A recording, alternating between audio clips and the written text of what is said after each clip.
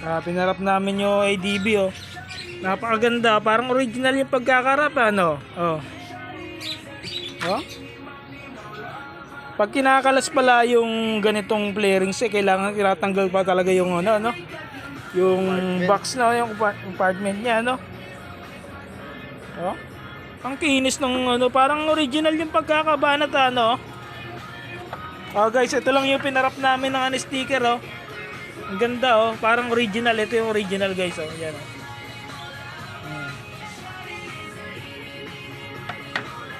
Ang galing pala mag-wrap doon, no.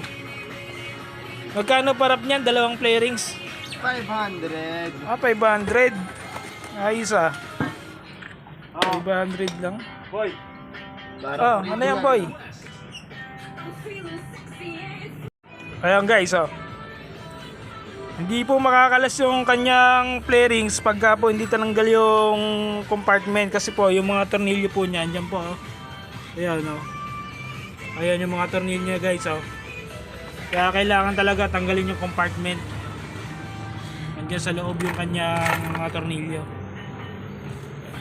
Napakaganda na ADB, bagong bago pa, oh. Pinapara para hindi magasgas, hindi madagdagan ng gasgas yung kanyang body. Kaya pinupunasan pa po. Yan, para di magasgas. Yan. Galing.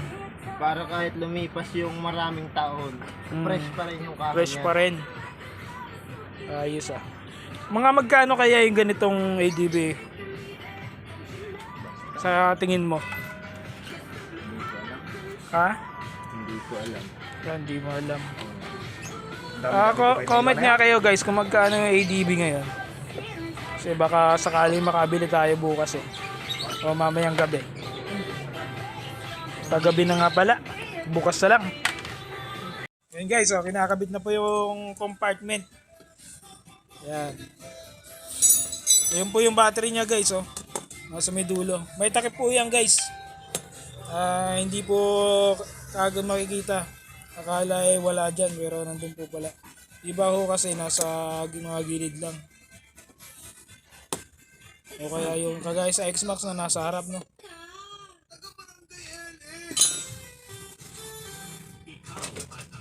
So ito na, guys. Ayan, kakabit na yung takip. Yan Yan. pala. Yan. Hindi masyadong halata, ano. Dito na lang sa likod yung Buntot. kanyang buntot. Yun. Pa-slide to, guys, pa-slide. Guys, kakabit na po yung kanyang, ano tawag dyan, boy? Saan? Dito sa Grab bar. grab bar. Grab bar. Hindi siya grab wood. Okay, ah.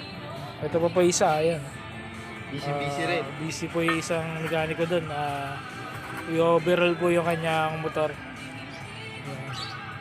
Napaka-busy ng tao. Pero matino po yung motor na yan. Matino po yung motor, eh. Gusto Nice. raw niyang i-overhaul. Eh, wala po tayong magagawa doon. Yan si Idol, magaling talaga gumawa ng motor to. Subok at epektibo. Sobrang tino po ng motor na yan. Naisipan niya lang kalasin. Huwag kayong mag-alala, hindi ako naninira. Kala ko, huwag kayong mag-alala, hindi ko na ito may babalik. Sa kasa na ang balik.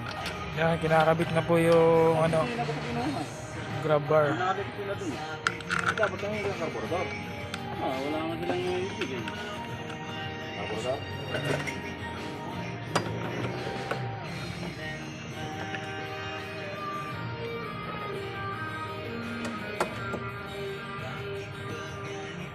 Ayan, guys, oh.